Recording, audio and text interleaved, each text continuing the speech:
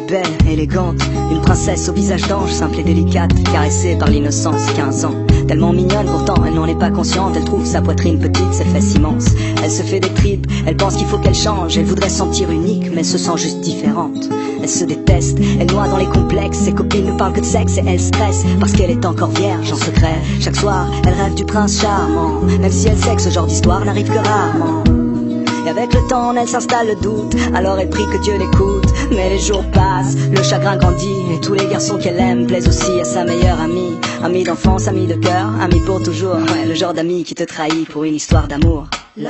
On en parle comme d'une maladie qu'on a souvent lorsqu'on est petit, mais dont on guérit quand on vieillit.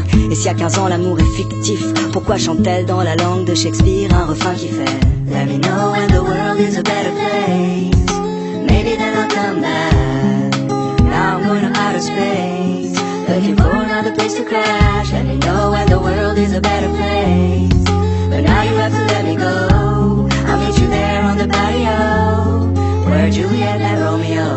Il est pisse, enfin c'est ce que ses amis disent, le genre de gosse qui n'aimait que des ondes positives. 16 piges, si romantique, pas le type classique qui ne pense qu'avec sa tête. Enfin comme tous les mecs qui pensent tout le temps au sexe, mais ça n'empêche que son rêve est de trouver Juliette. Mais plus il cherche et plus l'espoir faiblit, et il en oublie le sens de la vie.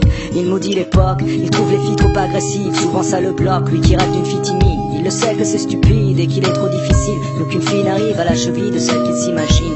Roméo, Roméo, devant l'ordi et ses jeux vidéo, jusqu'au bout de la nuit à faire le tri de tous ses idéaux. Et dehors, une voix distante lui chante Let me know when the world is a better place, maybe then I'll come back. Now I'm going to outer space, looking for another place to crash. Let me know when the world is a better place, but now you have to let me go. I'll meet you there on the patio, where Juliet kissed Romeo. Elle était seule ce soir-là, il la voit de loin, elle a le cœur qui bat à 1000 à l'heure mais fait semblant de rien. Lui pour une fois n'y pense pas trop et son instinct le guide, et tout lui vient de manière instinctive. Il s'approche d'elle, salut, ça va? Elle lui sourit, et voilà, c'est aussi simple que ça. À quoi bon chercher des prétextes quand il suffit d'un mot, d'un geste, et le destin fait le reste. Ils passent la nuit à se raconter leur vie, à s'enlacer, faire l'amour, s'embrasser à l'infini. Finally, les deux se sentent vivre, ils écrivent un nouveau chapitre du livre. Juliette et Roméo, Roméo et Juliette, sans fin tragique, une histoire si parfaite.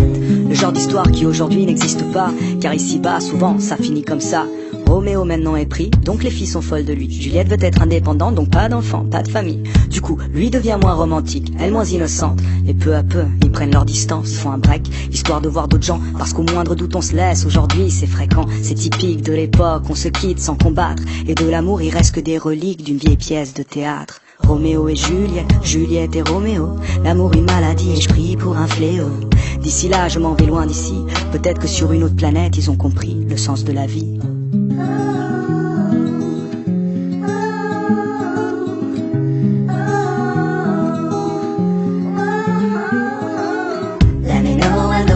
A better place, maybe then I'll come back. Now I'm going to outer space, looking for another place to crash. Let me know when the world is a better place,